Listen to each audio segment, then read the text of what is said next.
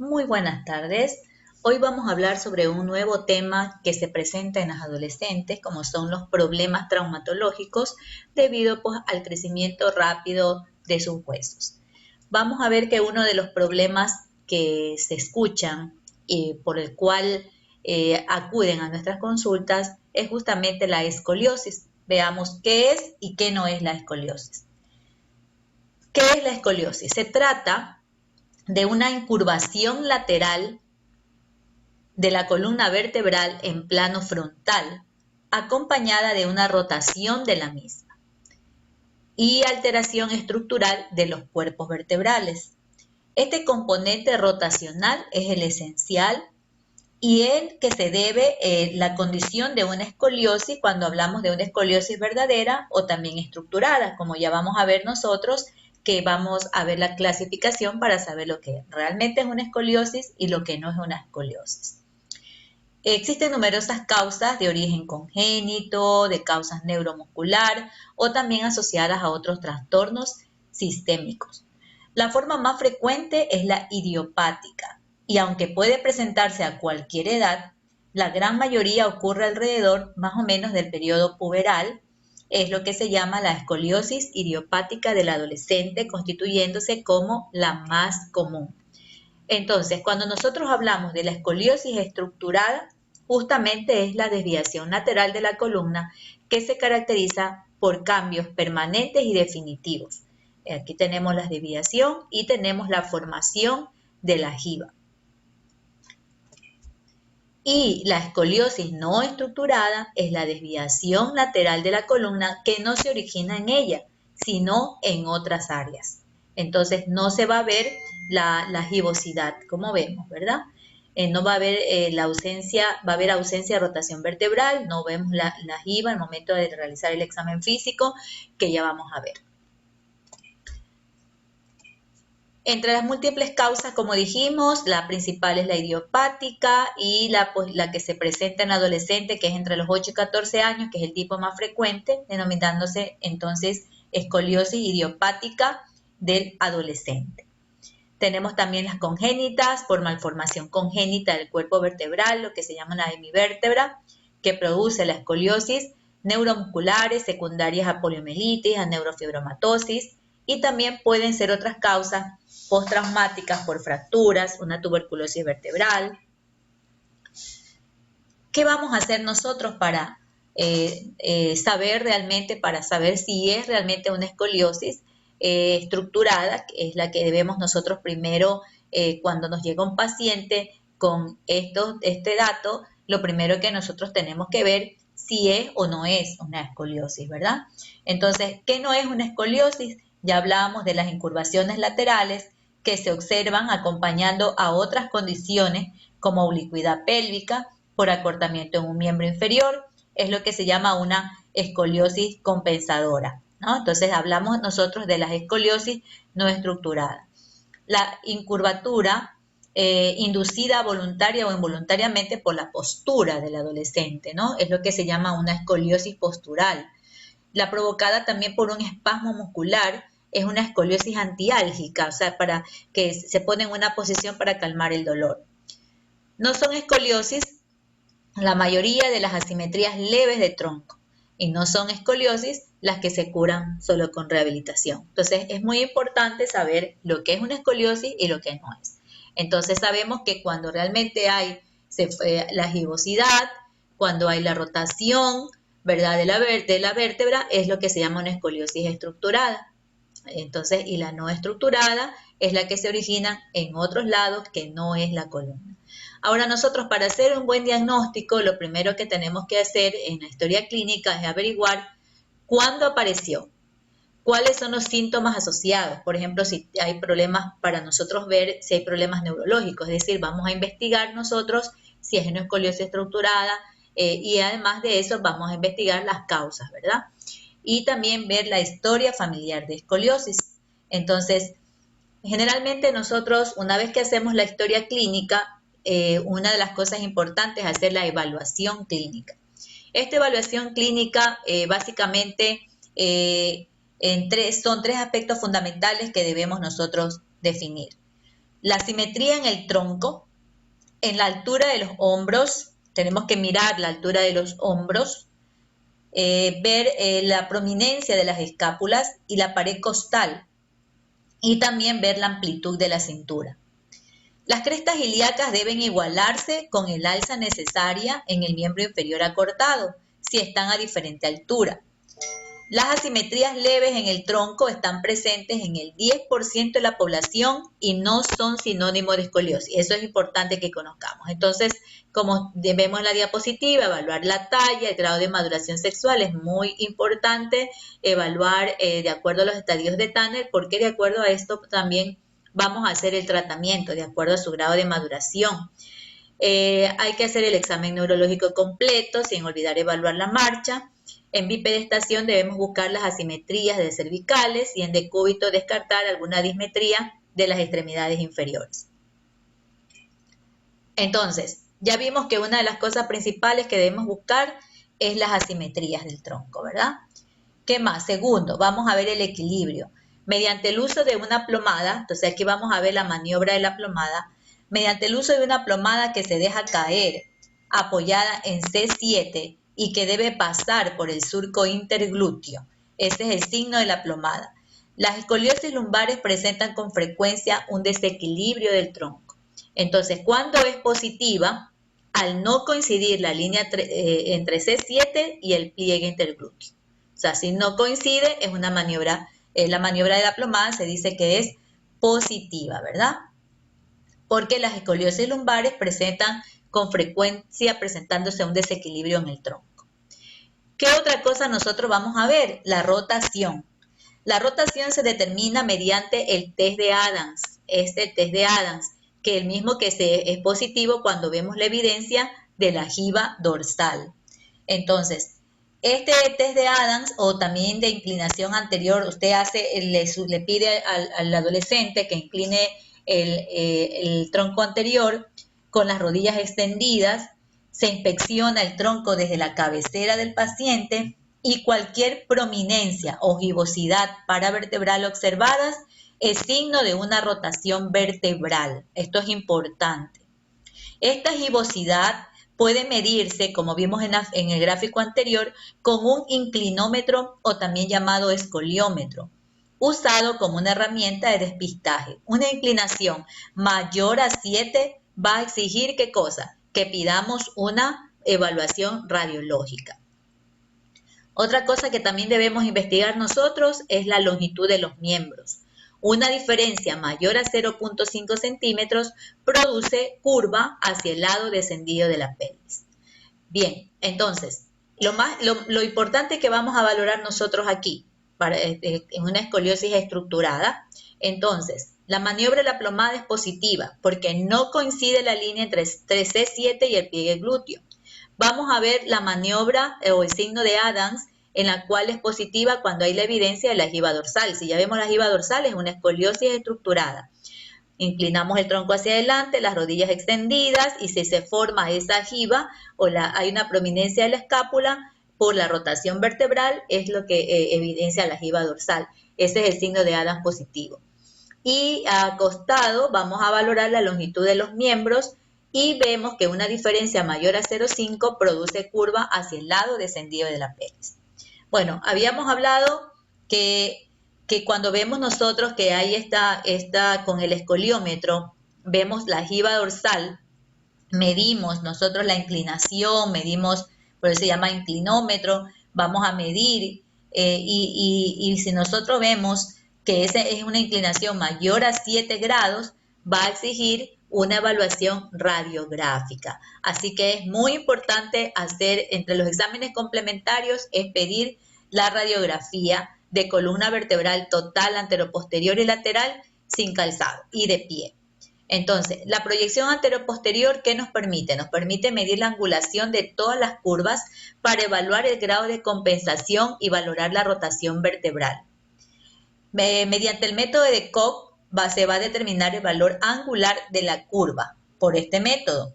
Entonces, ante la sospecha de una escoliosis se debe solicitar la radiografía anteroposterior de toda la columna vertebral, inclusive que incluya la columna cervical y la pelvis. Se diagnostica escoliosis ante la presencia de una curva mayor a 10 grados, porque todas las curvas menor de 10 grados son normales. La medición de la curva por el método de Koch, vamos a identificar las denominadas vértebras límite de la curva, es decir, aquellas vértebras que presentan una mayor inclinación. El ángulo de Koch corresponde al formado entre el borde superior, vamos a ver aquí entre el borde superior de la vértebra superior, el borde superior de la vértebra superior y el borde inferior de la vértebra inferior. Entonces, el borde superior de la vértebra superior y el borde inferior de la vértebra inferior. Entonces, vamos a medir el ángulo, se traza las líneas y se mide el ángulo. Y de esta manera vamos a observar, vamos a ver. Una curva menor a 30 grados se considera leve. Aquí vemos, ¿no? Normal, menos de 10 grados. Leve, de 10 a 25 grados. Moderada, más de 25 a 45 grados. Y avanzada, una curva mayor de 45 grados. Es importante conocer las curvas para nosotros poder decir si es una escoliosis leve, estructurada leve, moderada o avanzada, porque de acuerdo a eso va a ser el tratamiento, ¿verdad? Entonces, en este caso, aquí vemos unas curvas de 72 grados, 49 grados, que son las curvas compensatorias que hace. Entonces, esto significa, de acuerdo a esta clasificación, que se trata de una avanzada. Y en este caso, pues, de acuerdo a su grado de maduración puberal, pues ya el tratamiento es quirúrgico. Bien, aquí vamos a ver entonces el tratamiento. Era importante saber si era leve, si era moderada o si era avanzada, porque de acuerdo a eso, pues nosotros vamos a hacer su tratamiento, el seguimiento y la prevención. Entonces, durante los programas de despistaje en adolescencia, se detectan generalmente anomalías hasta un 10%, o sea, la mayoría, sin embargo, se debe a asimetrías leves del tronco, como dijimos que podemos encontrar. La prevalencia real de escoliosis se va a situar entre el 2 a 3% de la población.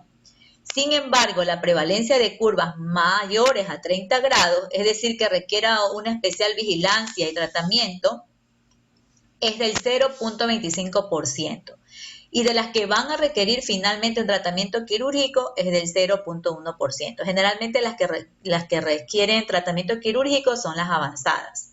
Entonces, la mayoría de las escoliosis diagnosticadas no precisan ser tratadas. Los estudios de larga evolución muestran un moderado aumento en la incidencia del dolor lumbar en el adulto en la población escoliótica. La mortalidad solo está aumentada en las curvas excepcionalmente graves, mayor a 100 grados, debido pues ya a una insuficiencia respiratoria de tipo restrictivo. El principal efecto de la escoliosis ocurre sobre la autoestima y la imagen corporal. Eso es importante tratar en los adolescentes. El pronóstico de la escoliosis va a depender de su magnitud, de la capacidad de progresión.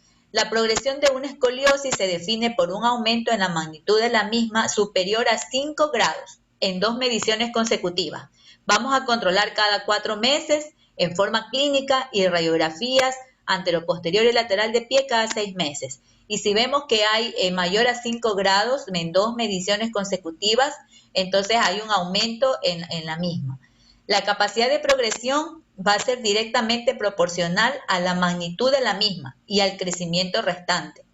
De ahí la importancia de conocer el momento de maduración esquelética del paciente mediante ciertos marcadores de la misma. Por ejemplo, los estadios de Tanner, vamos a ver nosotros el inicio de la menarquia, el cierre del cartílago trirradiado de la cadera, progresión de la osificación de la apófisis de la cresta ilíaca, que lo medimos con el test de Risser.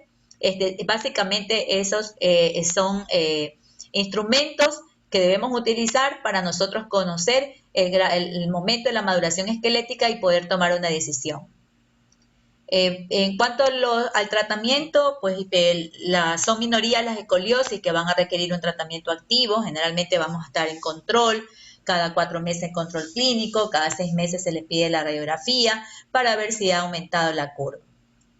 Aunque todo paciente con escoliosis va a requerir el seguimiento adecuado y un tratamiento personalizado. En general, vamos a aplicar entonces seguimiento radiográfico cada 6 meses, en casos de curvas menores de 25 grados, en pacientes esqueléticamente inmaduros o de curvas entre 30 a 50 grados en pacientes maduros. Vamos a usar la moderada, que es poco sintomática pero con notoria deformidad, referir a niveles ya de segundo y de tercer nivel para que hagan un tratamiento ortopédico. Generalmente el tratamiento se lo puede hacer con un corsé, aunque a veces ha sido objeto de debate, pero hay un estudio que encontré multicéntrico. Se ha visto la capacidad que tiene este corsé de detener o controlar la progresión de la curva. Esta capacidad es directamente proporcional al tiempo del uso del mismo. Entonces, el corsé no es que va a curar la escoliosis, sino que el objetivo es detener la progresión y evitar alcanzar pues, el nivel quirúrgico. La avanzada, curvas mayores de 45 grados, hay que referir al tercer nivel para tratamiento quirúrgico. ¿Ya? Está indicado para estas curvas ya mayores a 45 grados en pacientes esqueléticamente maduros. Y también puede ser en curvas mayores a 45 grados en pacientes inmaduros o en aquellos que progresen a pesar de tratamiento en corsé. Un adolescente en periodo de máximo crecimiento con una curva de 10 grados debe evaluarse con radiografía cada 3 meses. Ya dijimos nosotros que menos de 10 grados es normal, pero ya a partir de 10 grados pues debe está en su periodo máximo de crecimiento y debe ser evaluado.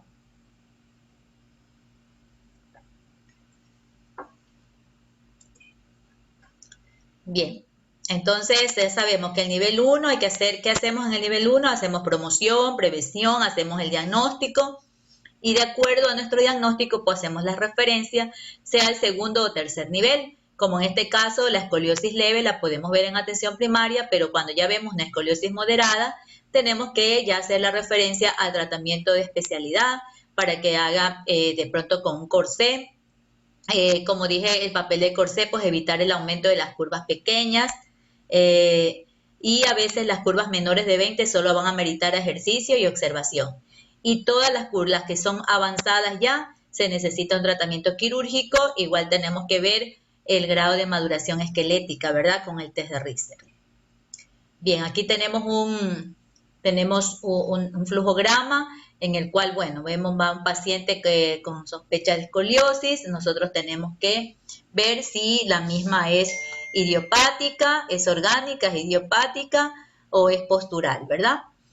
Postural es una actitud escoliótica cuando la incurvación en el plano frontal no se acompaña de gibosidad ni rotación vertebral, es decir, que tienen el test de Adams negativo y tienen test de Adams negativo y también el signo de la plomada también es negativo, ¿verdad? Y vamos a tener, en cuanto a los criterios clínicos, nosotros vamos a evaluar la postura, vamos a ver el ángulo del cuello-hombro, asimetría del trapecio, si está deformado por el encorvamiento cervical o dorsal alto, vamos a investigar si hay desnivel de hombros, si hay la prominencia de la escápula, la inclinación de la pelvis, la presencia de deformaciones asociadas. Y en cuanto a las maniobras, pues vamos a investigar la plomada, que ya les dije que en escoliosis estructurada es positiva, al no coincidir la línea entre C7 y pliegue interglúteo.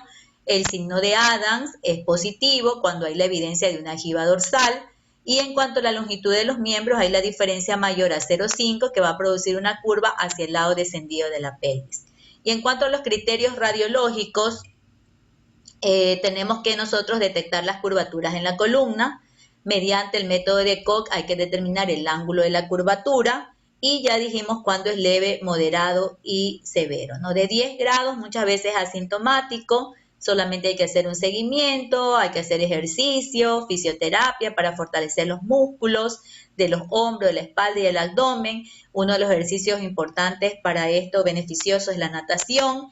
Y hay que hacer pues un control clínico cada 4 meses y radiográfico cada 6 meses según la evolución clínica. Y cuando ya cuando son sintomáticos, vamos a referir de acuerdo al segundo o tercer nivel Si ya es mayor a 45 grados, ya hablamos que se trata de el tratamiento es quirúrgico, ¿verdad? Un adolescente en periodo de pico de crecimiento con una curva de 10 grados, debemos evaluarlo con radiografía cada 3 meses para observar la proyección de la curva. Bien, otro problema también que podemos encontrar en la adolescencia es la cifosis. La cifosis se denomina a la incurvación raquídea de convexidad posterior. La cifosis es fisiológica en la región dorsal. Aquí tenemos una columna con cifosis y una columna normal, ¿verdad? Entonces, cuando esta incurvación es excesiva, se llama hipercifosis. Además de los casos de deformidad vertebral de tipo congénito, por ejemplo, defectos de formación vertebral o de pronto fusiones vertebrales de tipo congénito o también de origen traumático, también puede ser infeccioso, puede ser tumoral o posquirúrgico. La mayoría de los casos de cifosis excesiva se observan en el periodo puberal, por eso es que es importante aquí estudiarlos, ¿verdad? También tenemos pues la cifosis postural del adolescente, que es una curvatura hacia adelante en las vértebras de la parte superior de la espalda, semejante a una joroba. Entonces se conoce también como una cifosis asténica de dorso redondo o vicio postural. Esto muchas veces se corrige con un corset también, ¿verdad? Entonces, ¿cómo nosotros vamos a investigar también si es que se trata de algo postural o se trata de la enfermedad de Scheuer, que ya sería la cifosis patológica? Se pide al paciente que arrugue la espalda juntando las escápulas y llevando los hombros hacia atrás. Si esta cifosis torácica se corrige, se trata de un vicio postural. Y si no se corrige, pues se llama la enfermedad de Scheuermann. El tratamiento para este tipo de cifosis postural del adolescente se hace con correctores de espalda, ¿verdad? O correctores de postura. Entonces, de acuerdo a esto, pues, es importante que nosotros tenemos que ver en cuanto a los criterios clínicos, ver la postura, la inclinación de ambos hombros hacia adelante con hundimiento del tórax, puede o no corregirse al indicar rectificar la espalda y llevar los hombros hacia atrás. En cuanto a las maniobras, en la cifosis, el signo de la plomada es negativa. ¿Por qué? Porque coincide la línea entre C7 y pliegue glúteo. En el signo de Adams, al hacer la inclinación del tronco anterior hacia adelante con las rodillas extendidas, no vamos a evidenciar ninguna jiba dorsal. Y por lo general se acompaña de un aumento compensatorio de la concavidad lumbar. Y de acuerdo al criterio radiológico se detectan las curvaturas de la columna, ¿verdad? Entonces vamos a ver si es idiopática o si es postural. El seguimiento, nosotros tenemos que ver la maniobra de Adams de cada 3 a cada 6 meses en una radiografía. Se debe hacer una evaluación individual según el ritmo de progreso de edad ósea, escoliosis, velocidad de crecimiento. El tratamiento hay que hacer atención de la postura, buenos hábitos alimentarios, la enseñanza de una buena mecánica corporal, combinando con ejercicios que vayan a fortalecer la musculatura de los hombros, del tórax, la espalda, la natación también es buena aquí, y utilizar correctores de postura o correctores de espalda, ¿verdad? Que son tratamientos ortopédicos. Y la idiopática, pues vamos a referir a segundo o tercer nivel. El adolescente con un esqueleto inmaduro, un Richter de 1 a 3 y una cifosis menor de 60 grados, se trata solo con ejercicios y controles clínicos y radiográficos periódicos. Los grados de Richter del 1 al 5 que van a medir la osificación de las crestas ilíacas y orientan en la progresión de la maduración ósea. Eso es lo que vamos nosotros a medir con esto, el grado de maduración esquelética. La radiografía en bipedestación anteroposterior y lateral adecuada debe incluir desde la C2 hasta sacroiliacas, incluyendo ambas cabezas femorales inclusive. Curvaturas mayores de 60 grados se refieren a segundo o a tercer nivel y para uso de corsé por 23 horas al día. Habitualmente se usa el corsé de Milwaukee. Entonces, la cifosis benigna o dorsocurva generalmente no precisa un tratamiento específico, como podemos ver, aunque puede ser causa de frecuente de dolor o una sensación de fatiga en la región dorsal. El origen de dicho dolor está en el tejido muscular y ligamentoso, que se van a encontrar distendidos. Esta situación favorecida por un pobre control postural al sentarse y un excesivo sedentarismo. Por eso es importante que hagan ejercicio y que traten de alzar la espalda, ¿no? Tanto el dolor asociado como la deformidad en sí son transitorios y se reducen o desaparecen al finalizar el crecimiento. El tratamiento se limita, como hemos visto, primero a tranquilizar al paciente, tranquilizar a la familia, también hacer el uso racional de analgésicos, porque muchas veces por este dolor ellos toman que naproxeno, que ibuprofeno, que muchas veces les calma un poco el dolor, pero también son gastrolesivos. Entonces hay que tener cuidado con eso. Y sobre todo hay que corregir el defecto postural. Se les debe recomendar evitar las mochilas de excesivo peso y luchar contra el sedentarismo. Eso es fundamental. La cifosis de Scheuermann, sin embargo, esta sí puede ser progresiva, ya que están afectadas estructuras del crecimiento vertebral. El uso de un corsé puede detener dicha progresión. Excepcionalmente, si el dolor y la deformidad son severos, entonces ahí ya indicamos el tratamiento quirúrgico, ¿no? Aquí vemos nosotros la enfermedad de Scheuermann, que es donde las máximas fuerzas se ejercen sobre los segmentos anteriores de los cuerpos vertebrales. Se caracteriza por una cifosis rígida y acuñamiento de los cuerpos vertebrales en al menos 5 grados en un mínimo de 3 vértebras adyacentes en el periodo de crecimiento del joven. Aquí vemos también la radiografía, ¿no? Es importante saber si la curva es flexible o no. Entonces ahí es cuando juntamos las escápulas, si llevamos los hombros hacia atrás y no se corrige la cifosis torácica, pues ahí se trata de la enfermedad de Scheuermann. Y se puede valorar en posición sentada, lo que da una idea de la rigidez de la curva torácica, ¿no? La causa es desconocida, por eso también es idiopática. Entonces, nosotros tenemos la postural, la del adolescente que puede ser, o la idiopática o la enfermedad de Scheuermann. Las teorías pueden ser alteración de la... O sea, son algunas, pero realmente no están ciertamente estudiadas totalmente. Puede ser, hay algunas teorías como alteración de la osificación endocondral, disminución del colágeno y aumento de los mucopolisacáridos, por el aumento de la hormona de crecimiento, una osteoporosis también. Vimos que era importante la radiografía de la columna vertebral total, anteroposterior y lateral, sin calzado y de pie, en una tercera proyección en decúbito supino con hiperextensión dorsal, lo que se logra colocando un rollo bajo el ápice de la curva.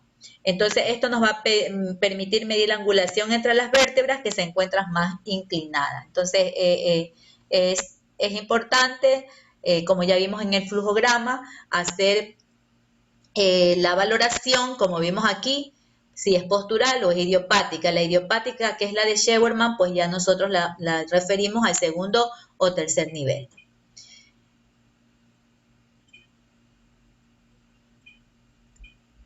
Bien, ahora vamos a ver algunas patologías también de la cadera en los adolescentes y que justamente se debe justamente también al crecimiento. Tenemos que estar pendientes pues también de los chicos en este sentido. Entonces, vamos a ver nosotros que puede haber, se pueden presentar inclusive ciertos dolores a nivel de la rodilla, que muchas veces la molestia de pronto no es de la rodilla, sino que es justamente de la cadera. Entonces tenemos que nosotros estar pendientes de esto, ¿no? Estar en el conocimiento. Tenemos que en la patología de la cadera, vamos a ver la epifisiólisis, en la cual vamos a encontrar un desplazamiento del cuello femoral hacia adelante y proximal hacia arriba, mientras la cabeza permanece en su lugar en el cótilo. Es decir, hay un desplazamiento, este es el fémur, tenemos que se desplaza el cuello femoral hacia adelante y hacia arriba.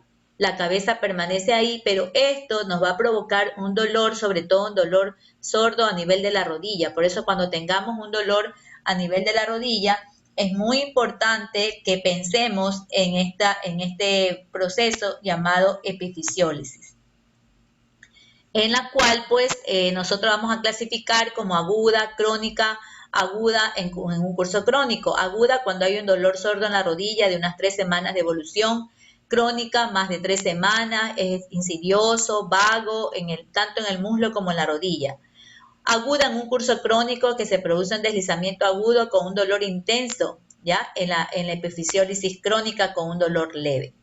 Entonces, para el diagnóstico vamos a hacer entonces la historia clínica, dolor en la cadera, puede irradiarse hacia la región inguinal, a la gónada o a la cara interna de la rodilla ipsilateral, que cede con el reposo y aparece con la actividad.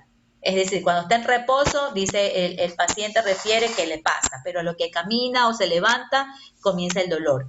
Si el desplazamiento es agudo, el dolor es muy intenso y no logra soportar peso. El desplazamiento gradual se asocia a dolor sordo y cojera. Entonces, es importante tener presente esta patología porque si no la descubrimos a tiempo, pues puede inclusive producirse una necrosis. Y esto puede pasar dado la circunstancia del crecimiento rápido de los adolescentes, ¿verdad? Entonces se debe pedir, ante esta sospecha, nosotros debemos pedir exámenes complementarios como una radiografía anteroposterior y axial de cadera y debe realizarse en todo adolescente con un dolor de rodilla, como les dije al inicio, ¿verdad? Para descartar la epifisiólisis. El tratamiento es quirúrgico, se logra poniendo un tornillo, el cual va a detener el deslizamiento y fusiona la epífisis del cuello. Y con ello vamos a evitar pues, que el paciente vaya a tener después problemas de movilidad. Entonces, eso es lo que se llama pues la epifisiólisis femoral proximal. Entonces, esta es la enfermedad más frecuente de la cadera en el adolescente. Es la más frecuente. La epífisis femoral proximal entonces se desplaza con respecto a la metáfisis del fémur. El paciente típico es un varón adolescente, obeso, que refiere un dolor en la región inguinal o en el muslo relacionado con la actividad y cojea. Se trata pues de una patología infrecuente en varones menores de 11 años o mujeres menores de 9 años, a no ser que haya un problema endocrinológico. La complicación más temible si nosotros no nos damos cuenta ante un adolescente que nos consulta, está cojeando, tiene dolor en la inguinal y además también un dolor sordo en la rodilla, si no nos ponemos, nosotros no sospechamos y no solicitamos la radiografía para hacer el diagnóstico, entonces la complicación que puede tener es una necrosis avascular de la cabeza femoral. La epifisiólisis femoral proximal se clasifica en estable o inestable en función de la capacidad del paciente para caminar. Entonces, si nosotros vemos que cojea, tenemos que pensar en este problema, aunque que no haya habido ningún tipo de trauma, ni caída, ni nada, sino que muchas veces por ese crecimiento rápido que hacen sobre todo los varones y cuando están sobre todo con sobrepeso, puede ocurrir este deslizamiento. La incidencia de necrosis avascular en la epifisiólisis de cadera inestables es muy alta. El tratamiento de elección, ya les dije, es quirúrgico, se fija con el tornillo canulado y muchas veces hay ciertas controversias sobre qué es la fijación profiláctica de la cadera contralateral o sobre la necesidad de reducir la epífisis a su situación anatómica. Entonces, hay que tener muy en cuenta de que puede haber este tipo de problemas en nuestros pacientes. También las patologías de rodilla, muchas veces hay síndromes por sobrecarga, microtraumatismos repetitivos pueden provocar la aparición de problemas en el esqueleto no maduro del adolescente y también del preadolescente. Podemos encontrar nosotros la luxación o subluxación recidivante de rótula, la pérdida de la relación normal total o parcial entre la rótula y el fémur, ¿verdad? Se clasifica en congénita, que puede ser aplanamiento del cóndilo lateral del fémur, rótula alta, deformidad de rótula, torsión lateral mayor del fémur, un genuvalgo exagerado, atrofia del vasto medial, adquirida, traumatismo deportivo con daño del cuádriceps o ligamento. Al examen físico, habitualmente la rótula o la patela es alta, es hipermóvil, especialmente hacia afuera, con un dolor tolerable. Si la luxación o subluxación es reciente, hay un dolor de magnitud variable. Entonces, entre los exámenes complementarios se pide una radiografía PEI lateral axial de rodilla, revelan desplazamiento lateral de la rótula, inclinaciones que llevan a formar ángulos diferentes entre las caras articulares de las rótulas y los cóndilos femorales o se produce un genovalgo exagerado. Tratamiento es conservador, antiinflamatorios no esteroideos, se usa ibuprofeno 400 miligramos vía oral cada 6 horas o a dosis de 10 miligramos por kilo por dosis, vía oral cada 6 a 8 horas, siempre con estómago lleno porque para evitar lesiones gástricas. Se usa calor local y rehabilitación muscular.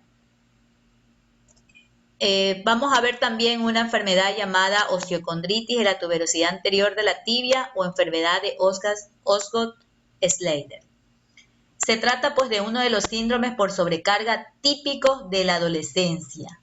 Se trata de una enfermedad inflamatoria autolimitada provocado por una tracción continuada del tendón rotuliano sobre la tuberosidad anterior de la tibia. ¿Qué va a presentarse? Un dolor y engrosamiento inflamatorio de la cara anterior superior de la tibia en el punto donde el hueso se une al tendón de la rótula, que es lo que se llama el tendón rotuliano, es decir, en la espina tibial anterior y se produce ese engrosamiento y ese dolor. Como no está completamente osificado. Entonces, afecta típicamente a adolescentes y preadolescentes que practican, por ejemplo, el deporte de salto, cuando hacen el básquet. El paciente generalmente va a localizar el dolor a nivel de la tuberosidad anterior de la tibia. Las radiografías están indicadas en los casos donde se afecta una sola rodilla, con el objetivo de descartar otras patologías como, por ejemplo, infección o tumores. El tratamiento básicamente consiste en el reposo deportivo, tomar antiinflamatorios no esteroideos y también se le aconseja realizar ejercicio de estiramiento del cuádriceps. Y esta enfermedad va a desaparecer sola con el tiempo, dejando como única secuela muchas veces un bulto a nivel de la tuberosidad anterior de la tibia. Un bulto se queda aquí. Hay otra enfermedad de Sidney Larsen-Johnson que consiste en el mismo fenómeno fisiopatológico, el tratamiento de historia natural que la enfermedad de Osgood-Schlatter, pero ocurre a nivel de la inserción del tendón rotuliano en el polo inferior de la rótula, acá, en el polo inferior de la rótula. Está acá en la tuberosidad anterior de la tibia, ¿verdad?